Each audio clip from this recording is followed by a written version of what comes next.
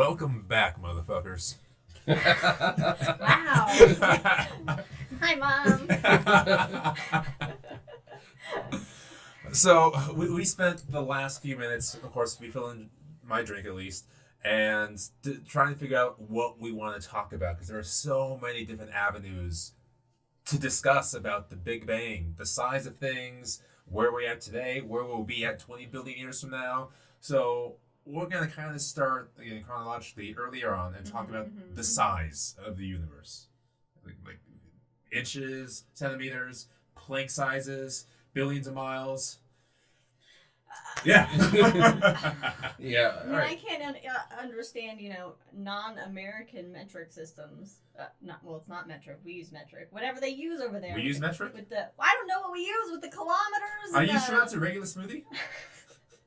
This is just how I am. Well, what I think is crazy is so when you talk about when physicists talk about the Big Bang and talk about the inflation period and how the universe just crazily expanded. I mean, it just jumped in size, but it jumped to a size to where you could hold it in your hand. 4 inches across, roughly. So again, it went from 1 million trillion the second. It's a second, but still the same size. But yeah, I mean, you could equate that to meters at that point. Yeah. Or inches. To 4 inches across, something that you could hold in your hand, that you could cut open like a grapefruit. It's like our mic, Yeah, kind of like our mic, a little bit bigger. Yeah, a little bit bigger than our So mic. basically about the size of Palantir is what we're saying. You can hold that in your hands. No.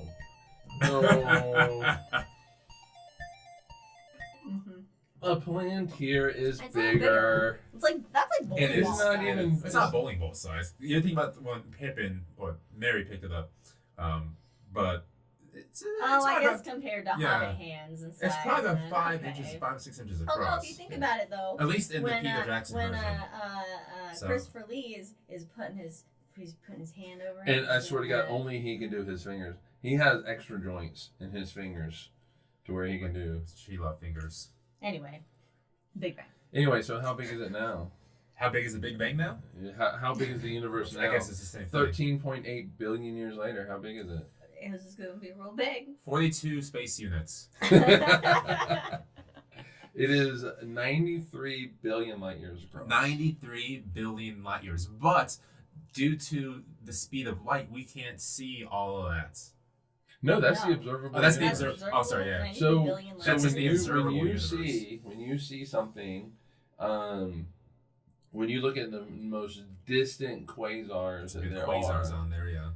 Sure, that light left that quasar 13.5 billion years ago, and it's taken that long to get here. The universe is expanding all during that time, and it has taken it from it's taken it basically 93 billion light years away from us. We forgot to get a balloon. I thought about that earlier.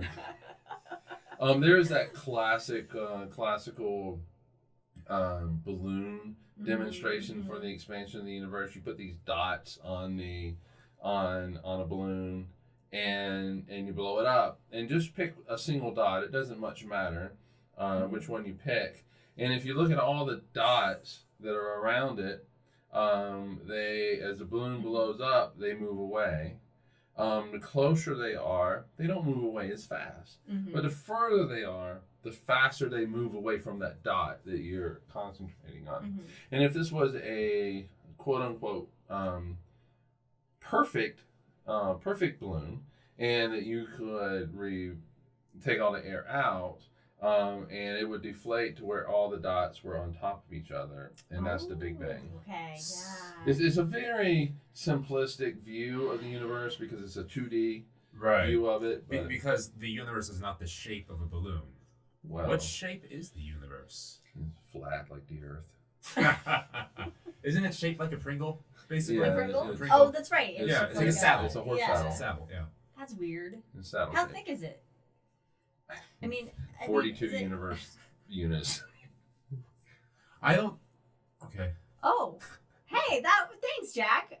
Not to be crass, but a condom also works for that demo. Just imagine just blowing up a condom there.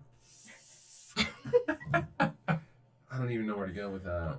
At least this one's flavored. And what are the dots on that condom? Herpes. Oh, that's man. You might want to get that condom checked. It's got some venereal disease right there. Got the VD, which STIs, which the VDs also originated from the Big Bang. Yeah. So we all got Everything came from the Big Bang. And everything came from the Big Bang. I was making a joke though. I know. All right. So 4 inches. Yeah. I mean, speaking of condoms, 4 inches. So not the magnums. I was gonna. Thank you. These are little ones. Welcome to the Hangover, folks. You started it. Jack started it. Yeah, Jack. All right. That's a big question. So I guess if what? Yeah, it's a using air compress. Okay, I get that. Jack, what kind of school shows do you give, man? This is the best ones. Okay, kids. It's planetary. Everyone, get out your condoms. We're gonna blow them up with an air compressor, and it's planetary show and sex ed. And we're gonna talk about the ribbings. Those are transitions.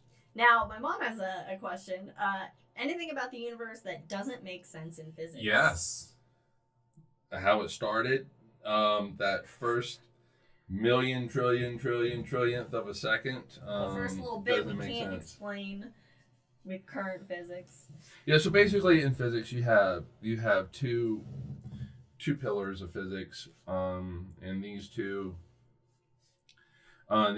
dominating theories are really great at explaining the universe. You have quantum physics, which is responsible for explaining the very, very tiny, so protons, electrons, how they interact, nuclear fusion, nuclear fission, Higgs bosons, and things like that. But then you also have the larger universe that you have to contend with, and that's when general theory of relativity comes in. Mm-hmm. And it explains black holes, the formation of, how, like, the Big Bang itself, and the expansion of the universe, and so it explains the large scale structure of the universe. Problem is these two theories, which have a lot of evidence behind them to support them. In fact, the general theory of relativity has never had an experiment that it has failed. They don't work well together. They don't talk to each other. They're not friends. They're not friends. Play. They're not friends. They don't work together at all. You know what really bums me out? I went on a tangent in my head when you mentioned black holes. Thank you for listening. I listened up until that moment. There are so many things that physics doesn't know at this point. And, like, for example, inside the black hole is another Big Bang going on inside there, or the white holes, things like that. What happens in a variety of scenarios that we will probably never know in our lifetimes. That bums me the fuck out. Okay, I am going to lift this up. Hold on to the optimism that we will understand it. Yeah, because I think about the progress we made in just 100 years, even. So, and that's what holds me. That's what holds me. That gives me that optimism. I thought your wife would do that, but I guess. Well, I had to hold her last night. It was a long night. No, but that is a good point, though. That just the amounts of progress, knowledge, understandings of the universe we've made just in my lifetime. Yeah, it's like the majority of what we understand about the universe we've only known for like less than 100 years. Yeah, we got foundations took a while to build. Yeah, but then I think, but then we just now have the ability to create create more experiments. fundamental understanding. Yes. And a more fundamental understanding is yes. I mean, because we've been able to, make predictions involving electromagnetism for hundreds of years at this point, and so, but fundamentally, we've only understood it really since the 1940s Yeah. with electromagnetism, with the weak force and that kind of stuff. But just, on a fundamental level, yes, 115 years at this point. I love that quote. I'm sure you'll tell me who it was and when, but they said at the turn of the 20th century that physics is pretty much all wrapped up. We have everything. We have a couple of nooks and crannies ready to go, but it's basically done. We know everything. Yeah. And then, so quantum basically- came along. So basically, before 1903, before Planck and his equation, the idea was that I think the quote was, "We're about ready to understand everything about physics and the universe, and now physics will be relegated to biology, And I think that where we're just classifying Oh, things." yeah. And I think it was actually Max Planck who was told that by a professor. He goes, "That's okay. I just kind of want to understand it a little better," and then goes on to turn physics upside down. Yeah, and he did it. He did. Okay, so he basically wanted to understand. He wanted to figure out. So light coming out of an oven. So if you have an oven, heated to whatever temperature it is, and you drill a little hole in it, you study that light coming out, and you can measure the number of photons that you're getting at each wavelength, and you get this beautiful little curve, and it's called the black body radiation. And he wanted to figure out an equation that would describe that curve. And so what he did was he introduced this little letter H that he wanted to remove in the end. He wanted to remove it, and he couldn't do it. It's an exceedingly small number. It's something times 10 to the minus 43. That's where you get the minus 43. Oh, okay. And he couldn't remove it, even though it's not zero. If it was zero, the universe would be a classical world. It would be that clockmaker type world where you could just wind it up and you could predict everything. And you can also predict. You can look at this is what the universe is like now, and you can look, and you'll know exactly what it was like at the Big Bang. You could go all the way back to time zero, but he couldn't remove that H, and it has major implications. And so with that little letter H, all of a sudden physics can't become biology, at least not yet. And then Einstein comes around with his relativity, and then Einstein comes around again 12 years later with general theory of relativity, and Give physics. the old 1-2 right there. Yeah. And physics has been turned to upside down. But it's not just Einstein and Planck. You have Niels Bohr, who really fundamentally kind of understands, what's going on in an atom and the structure of the atom. You have Heisenberg, that with his uncertainty principles, basically saying that you can never simultaneously know exactly the energy of a particle and its position of a particle. You can never understand. You guys never know it. one or the other, Yeah, you can know one or the other, but not both. but not both at the same time. What is that is it spooky physics I'm thinking of? Where they're connect the particles. Entanglement? Entanglement, yeah. The spin to the opposite directions, maybe switch one, the other one switches, and that happens even faster than light. Is that right? Like that connection happens instantaneous, regardless Yeah, of position. it's pretty instantaneous, and I don't understand entanglement, so I'm not going to pretend that I do. Is it called spooky physics? Yeah, it is. Yeah. It is spooky physics at a distance.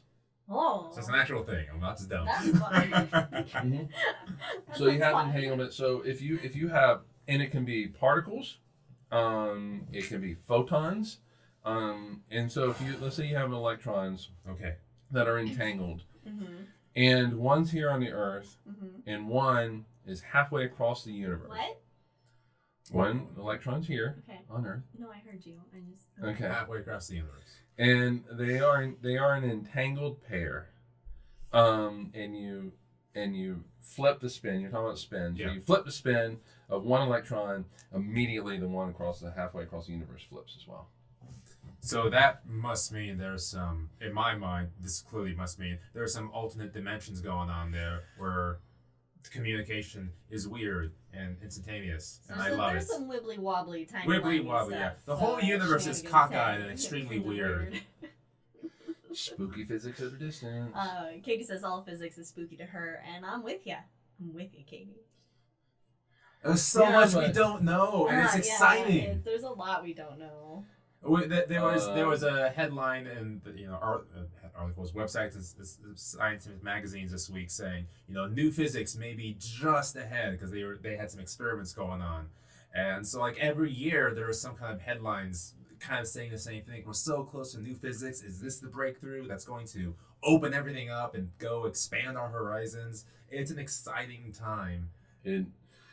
Yeah, it really is. Because we now have the technology to start exploring some of these crazy ass things in the universe. Mm-hmm. And in the article I was reading, Brandon was referring to the Muon experiment that the Fermilab announced this week. I did, for some reason, I have never thought about this, but there's going to be a successor to the Large Hadron Collider. I just never thought about it. It's going to be so fucking big. Because the Large Hadron Collider is the essence of big physics, but it's not big enough. But it's not big enough. Are they making the second one? Or? They're gonna make it's gonna be bigger and it's gonna be more powerful. So you're going to be able to increase the energies that you get out of it, and so you're able to get that much closer. I just got fucking chills. You're able to get that much closer to the Big Bang itself. How big is it going to be? Because I don't know. The Large Hadron is already like straddling two countries. borders. Yeah. Wow. We could have had that here in America, but we could shut have it in down. Texas. But we shut it down in the 80s. It was a 90s, early 90s. It was early 90s. It was fucking Bill Clinton. Unfortunately, we were still in the Cold War race with the technology and scientific, and so when the Soviet Union shut down, they said, "Well, we just have a giant hole now in Texas. Let's not pursue science anymore." And scientific funding cratered. In fact, Biden mentioned this about a week ago or two, saying like in the World War II. Scientific input, that funding in our national budget was like 6-7% of the budget was just finding out about science, and that gave us our modern world today. But today it's at like 0.03% of the budget. So we're just coasting on the discoveries we made in the second half of the 20th century. Yeah. We're coasting. Yeah, and there's a certain political party that does not believe in science, does not want to believe in science, and that seems to find their quote-unquote morals when it comes to, hey, we got to balance the budget every time a Democrat is in the White House, but they don't want to put money into science. They want to put money into building bombs. Which we can't do because of fucking science anyway. But they don't want to put money into science because the science, obviously, they think is going to disprove their God. This is again a rapid black hole we can dive into. So I'm going to take us out a little bit. I'm going to take us out. I'm the moderator, man. I know, so that's why I'm doing this. I just live here. Taking us out. Escape the black and hole. we talked about our observable universe thanks to the Big Bang. So let's push it forward a little bit. Okay. What's going to happen at the very end? Does the universe collapse due to gravity? Does it die out in a slow cold death? The whole fire versus ice thing going on? Mike has thoughts. Yeah, well, prior to 1998, there was one of two things that would happen. The expansion would either stop and collapse in on itself, in what would be called the big crunch. The big crunch. Crunch bar. Oh man, somebody tell Taco Bell. I got an idea. The big gordita crunch. Or it would just expand forever, basically. And so those were two ideas. So then the evolution of the discovery of dark energy occurred. Ooh. So we are now living in an epic. What is it? We don't know. And it was just discovered in our lifetimes. Yep. Love it. And dark matter was discovered, it was thought of prior, but it was actually shown in my lifetime, verified in my lifetime, with Vera Rubin. Give her the Nobel Prize, even though she is no longer with us. Thank you. But anyway, so we discovered dark energy in 1998 with the Hubble Space Telescope and various projects that were going on. And oh wow, so the universe now is accelerating as it expands. So the expansion continues, but it's accelerating. Yes. Well, that pretty much takes the big crunch off the table. So that's not going to happen. But so now the question becomes, what happens to the universe? And so there's two thoughts. One thought is that the universe is just going to expand. It's just going to do that forever, and basically experiences heat death. Basically, what happens is the universe is going to expand. And all the stars are going to use up their fuel. There's no energy that's going to be created. Pulls everything away from each other. And in my mind, there's something like almost romantic about that idea, though. And so the universe kind of just fades. It flames out. It fades out. Yeah. And so what is it? Developer said it's better to I don't know, something. It's in their Pyromania song. I don't know. You're talking to the wrong guy. Take a photograph? No. Look at this photograph. No, that's it. Every time it makes me laugh. But anyway, so in this scenario, the universe will just kind of fade out. All the stars will, use up their fuel. They will stop producing energy, and everything fades away. But the other thing is called the Big Rip, and that acceleration becomes so severe that it just rips apart the universe, rips apart atoms and quarks. All of this stuff gets ripped apart, which I think is kind of cool too. That's less romantic. That is more violent, but I also think it's kind of cool too. But you know what I think is really kind of cool, or interesting, I should say, is that yep. Well, You're a speck of dust on a mote of sunbeam, right? So you're a speck on a speck on a speck on a speck. But it's amazing that we exist to experience it. So let's drink. So when we first were looking out, thousands of years ago, when we were first looking out into the universe, we were the center of the universe. Everything goes around us. 100 years ago, there's this great debate. Is the Milky Way the only galaxy in the entire universe? Or are there these quote-unquote island universes out there? And in that debate, it was also referenced, is the sun in the center of the Milky Way as well? Yeah. And so let's fast forward, I don't know, 65 billion years from now. The universe, well, it's going to actually be much longer than that. But eventually there's going to get to a point where all the galaxies will have moved so far away from us because of this accelerating expansion of the universe that we will never see them. And so if they have a great debate then, the answer will not be, no, there are other galaxies out there. So we are the only one. We're the only we don't one. have the observable evidence. And like we mentioned, there is a first share star. There was the first star that ignited and lit the universe.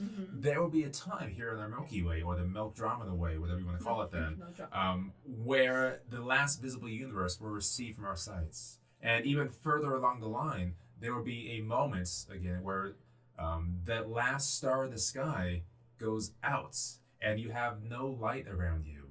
So this night sky we have now, they over a long period of time, one star at a time would go off, not to be replaced again, but have blackness brought into its place, and they would slowly go out over time. And so there will be an instance where that last flickering light to the universe is extinguished, and it's eternal darkness.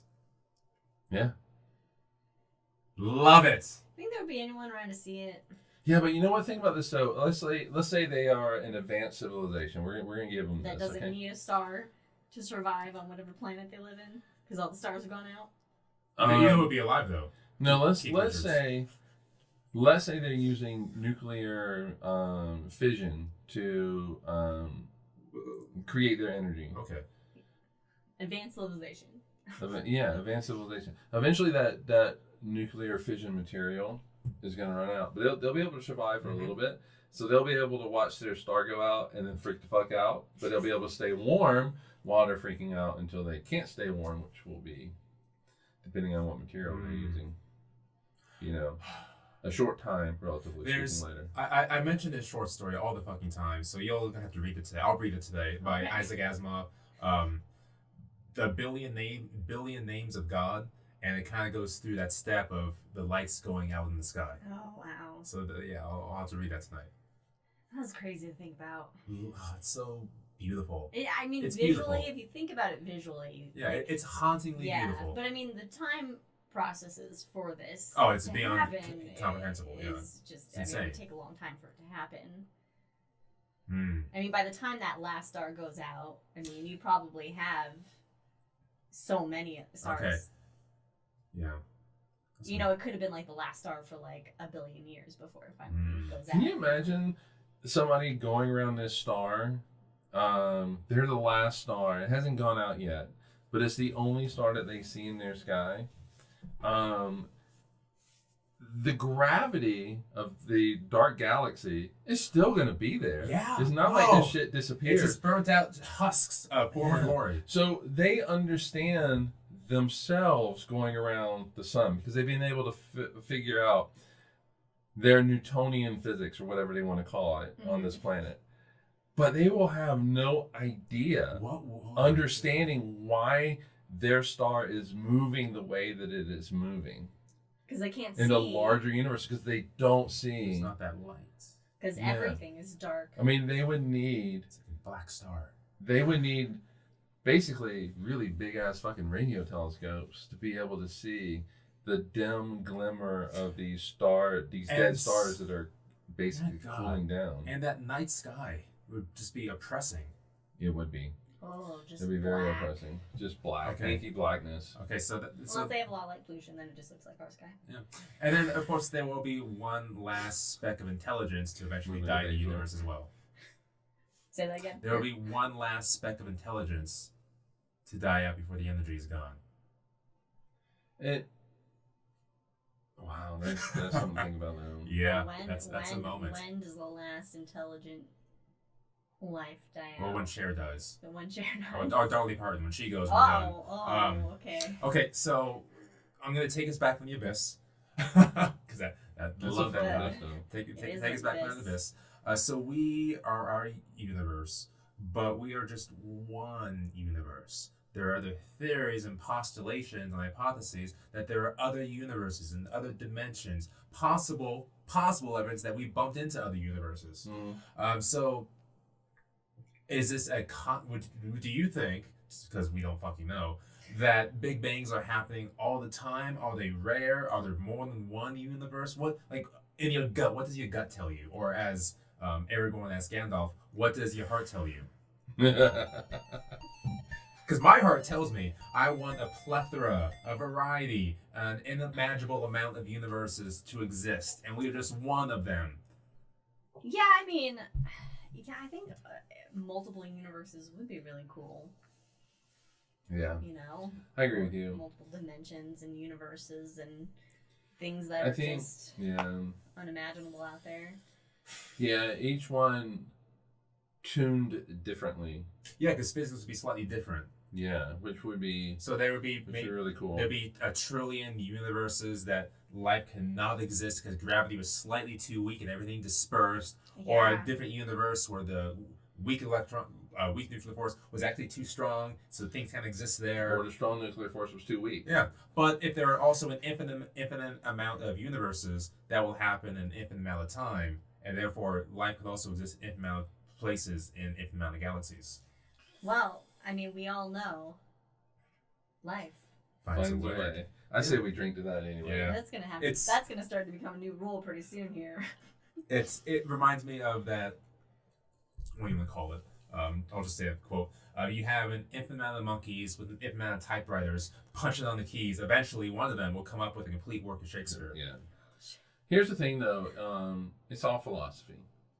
You cannot. Well, no. All right. So it's all philosophy. How do you design an experiment to falsify the existence of multiverses? See, I don't think that's something you could falsify. I think it'll just be an ever-increasing amount of experiments to either approve, make sure they're right. I was reading there. It was the blur times. Yeah, so I think there'll just be an many amounts of experiments to cross off the list that you can never actually say for sure they don't exist, but we'll always be searching for them. I don't think there's one experiment.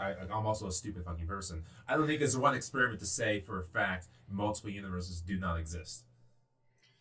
Okay, so then how do you design an experiment to prove that it does exist?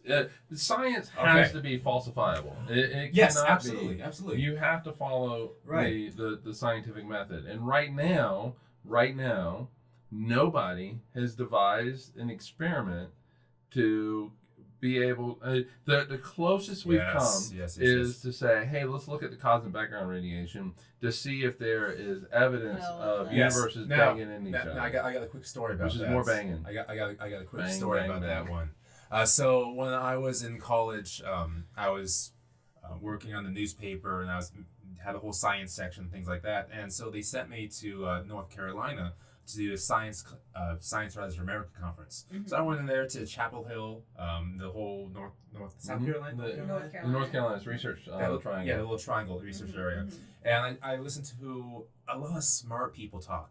And one of them was, I'm not sure if she was one of the leading thinkers, or she was at least part of the experiment. And she talked about seeing that cosmic microwave background and searching for a cold spot where potentially another universe could have bumped into it. And this was 12 years ago. And the idea, I had never thought about a potential universe bumping into ours and actually having it interact to a point where we can see it with evidence. Now, you can't prove it at this moment that cold spot's due to another universe fucking bumping into us. Right. So we'll still have to devise how to make that experiment. But at least there is that cold spot where one hypothesis, because a universe bumped into our fucking universe. No, I agree with that. I mean, yeah, you can look at the cosmic background radiation. Got it. Yeah, and see a cold spot, and you can say, hey, this is a spot where potentially a universe is bumped into us. I just don't think that you're gonna have to rule out every single other possibility within our universe to explain that cold spot. Now, really quick, the CMB, cosmic microwave background. If you look at it, it should be uniformly spread out. So you should see cold, hot, homogeneous. Homogeneous. That is the correct scientific term. Takes a fancy physics man. Homogeneous. But it's fucking homogeneous. That one spot says it's not, which is cool. Yeah, but its temperature. Don't but me. Say it's cool. It is cool. And say the potential implications are incredible. Oh, the potential implications are incredible. And I wish I had some popcorn. Okay, I believe there are other universes out there. So I believe we live in the universe is actually a collection of these multiverses. So we're like Universe 616. Sure. According to the MCU. Yeah. Or Universe 42. I like that. Exactly. I just think that it's damn near impossible to prove the other universes exist. Now, excuse me, that's based on the physics that we know today. There we go. That's what I wanted to hear. Yeah. Now, string theory might provide us with new insights, and string theory really is the leading candidate right now for unifying gravity with really the quantum side of the universe and giving us a deeper and complete understanding of the universe. Once that shakes out, hopefully within my lifetime, we will be able to say, hey, really and truly, there are multiverses, because string theory says there are. And there are quite a few of them. In fact, one of the ways in which they look at it is that our universe is what is on what you call a brane. BRANE is how it is spelled. And just think of them as just kind of sheets, just kind of hanging up, like clothes on a clothes rack. And these brains are kind of moving back and forth, and sometimes they run into each other and bounce off each other. But that collision is enough to create a Big Bang and create another one. Oh yeah. Which is really kind of cool. So I really I really get excited when people talk about, I see evidence for two universes colliding in the cosmic background radiation. I get really excited for it because I really fucking want that. However, the science in me goes, you got that's a big fucking claim right there, man. You really are gonna have to break out. That's what we fucking thought about this Earth being in the center of the universe too. We needed big fucking evidence. It's fucking possible. Yeah, we just. But I'm not saying it's not possible. Evidence was much easier to gather at the time to prove that Earth was not in the center. Well, we also don't have the technology yet. Yes. And it all takes, every time we advance our technology, we discover and learn more and more things. We have the better ability to. So, we just don't have the technology yet. Yeah, I like that better. Brains are like slices of bread. Yeah. Take into account randomness. This is from Podmom. Wish my mom was a pod mom. She could be. My mom has never listened. So, take into account randomness. I'm not really... Yeah, randomness to me is like a crucial element to the universe. It's the reason why we're here. But God does not play dice. Not only does he play dice, he sometimes doesn't even know where he fucking throws the dice. Einstein quote. And Niels Bohr. Actually, it's Niels Oh, Bohr. it's Niels Bohr? The back half was a Niels Bohr quote. Oh, that's right, because it was back and forth. Yeah. So, in the 1920s, there's a really big debate. Niels Bohr on one side, Albert Einstein on the other. Which think for a second. Einstein versus... These are monumental titans of just knowledge. So they're both Einsteins. Sides. Yeah, they really are. Einsteins, yeah. But Einstein made us look at the universe in a fundamentally different way. And that's why he gets the title of Einstein. But they had this big debate. So quantum physics has this randomness to it. And the Schrodinger equation basically lays out all the myriad of possibilities of something happening in the quantum world. And Einstein did not like this at all. He did not like this probabilistic nature of the universe being built on probabilities and stuff like that. And so he's in a letter to Niels Bohr, he's like, God doesn't play dice with the universe. Which is such a cool fucking statement too. Yeah. Because you have the weight of Einstein behind you, and just to dismiss this idea, God does not play dice. That is legendary quote. Yeah, and so Niels Bohr, not one to back down, responds to Einstein going, not only does God play dice, he doesn't know where the dice goes sometimes. And major paraphrase there. But it was just a complete rebut to Albert Einstein.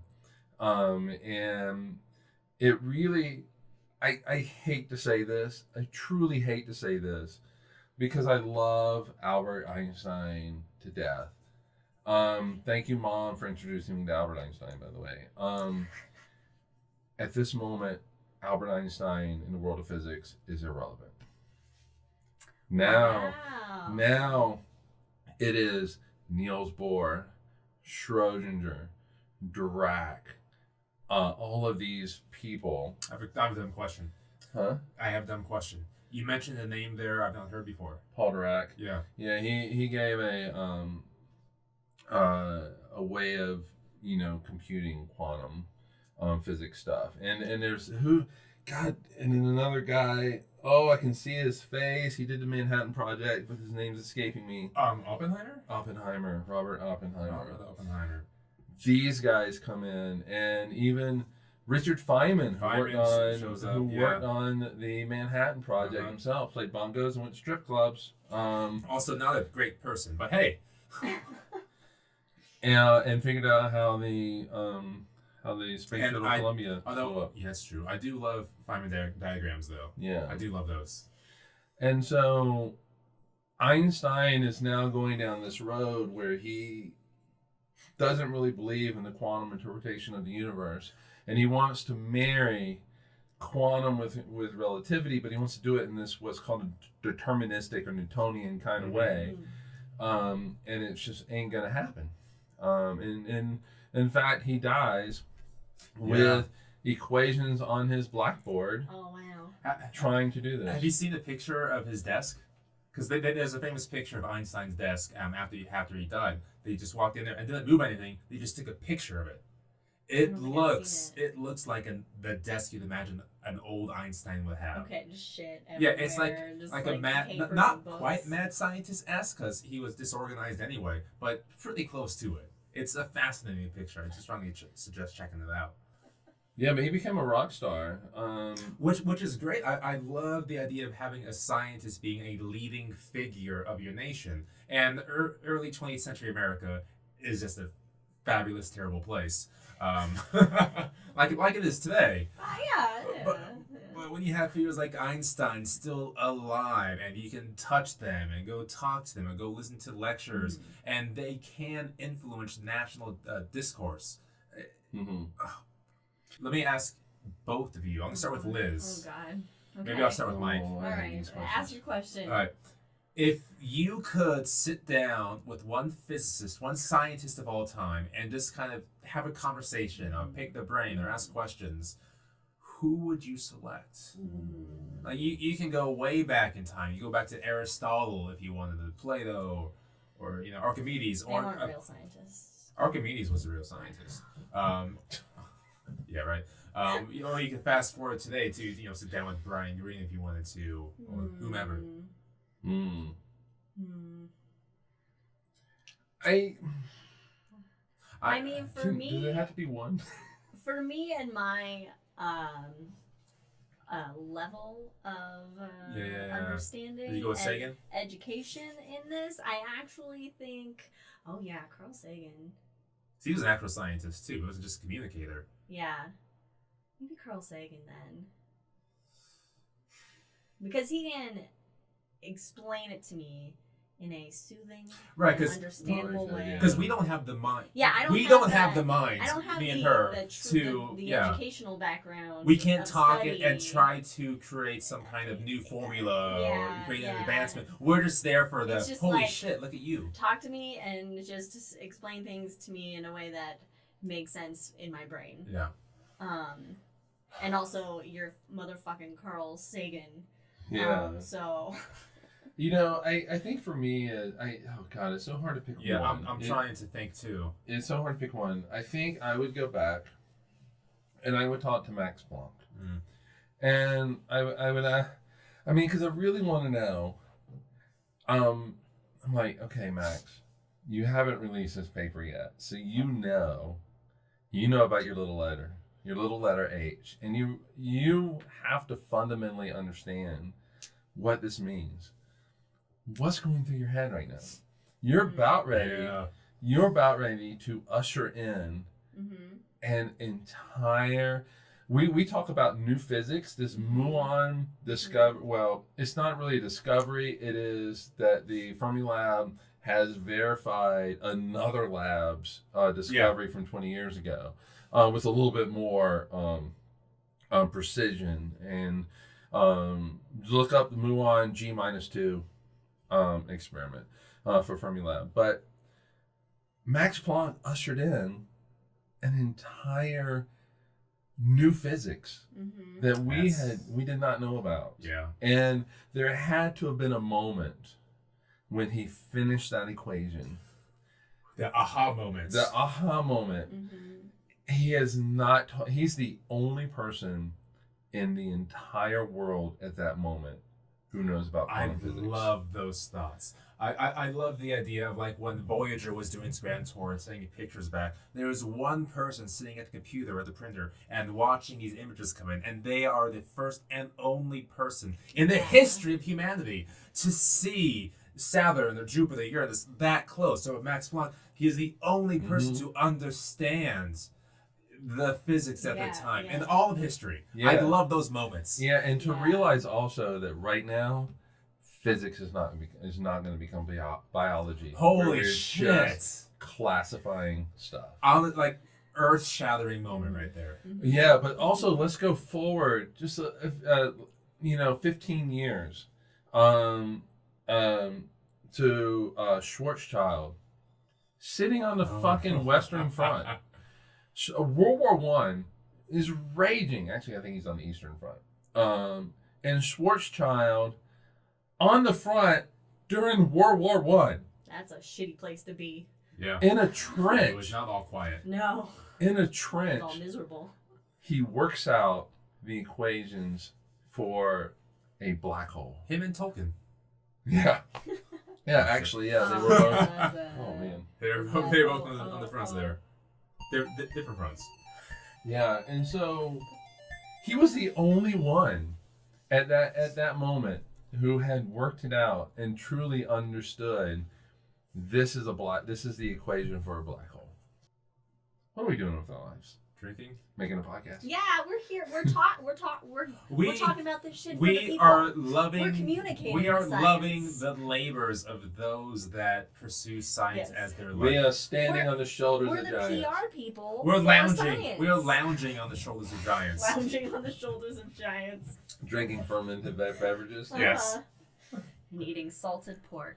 Salted pork. Oh, drink it up. I'm out of drink. I'll get more after this. All right. So that was, and I love that conversation. That was good. great. It's good. So Shit. I don't think we can top that. So thinking about closing thoughts here. I guess my closing thought will be about the scientist I would meet with. I never get. Oh the yeah, answer. you never answered your own question, which you never And we do. gave you plenty of time. I know exactly who it would be. Tycho Brahe. Oh, Because- You just nice want to one. meet Jeb, don't you? I do want to meet Jep. Jep was the dwarf that lived under Tycho Brahe's table, and it was fed scraps. But that's a different story. Okay. So with Tycho Brahe, this was the 1600s at the time? Yeah, something like that. 1600s, 1600s. 1600s. Incredibly wealthy individual who owned a castle because he saved the king at a young age. Crazy story like that. But he understood how to observe the solar system and the planets. He wasn't great with the math, which is where he brought Kepler. And so I wouldn't want to meet Kepler because he's heavy on the math. But Tycho is great with the observation, and I know enough to have conversations with him, talk about it, and then I could also, see you're missing this piece of data, and blow his mind, and just have these conversations back and forth, while at the same time having a great feast because he loved parties. There you go. Yeah, he actually bequeathed all his data to Kepler. Yeah. But But he refused to actually work. He worked a little bit with Kepler during his life, but I'm not sure if it was jealousy or wanting to credit. it was a power move. He withheld a lot of It was a information. power move. Yeah. And you're missing the key point. He had a fucking metal nose. Metal nose. Oh, yeah. He did. Lost in That's a duel earlier. That's So right. I would love to have a conversation and a dinner and Brahe's wine good. with Brahe's Brahe. a good one. Yeah. Sagan's a good one. There's All right. So that was my person. Any closing thoughts, Mr. Mike? no, I don't think so. I think we got a lot of our talks out there. Yeah, the universe is an amazing place, and so just take a moment. I know we have said this, a lot in the 40 episodes. I think this is like the 40th or 41st episode that we've had. Go out at night, just take a moment and just look up. You don't need a telescope. You don't need binoculars. You don't even need a great sky. Just see a couple of those twinkling lights out there And just imagine connect with the universe. Yeah. And if you don't want to go outside, if it's cold, too cold or too windy, then just turn on the radio to an AM station and listen to the Big Bang. Listen to the whispers of the universe. Ooh, and cut. All right, folks. Thank you for joining us this week for Cosmos with Cosmos. Stay safe, stay warm, stay cold if you're in the hot spot. And we'll see you in 2 weeks when we do a planetarium show, See you which then. will be maybe a disaster or the greatest thing ever. And we'll find out. Tipsy Stars. Tipsy Cosmos Stars. Cosmos. All right. Cheers, All everybody. right, bye, everybody. Thanks for joining See you, Pop us. Mom.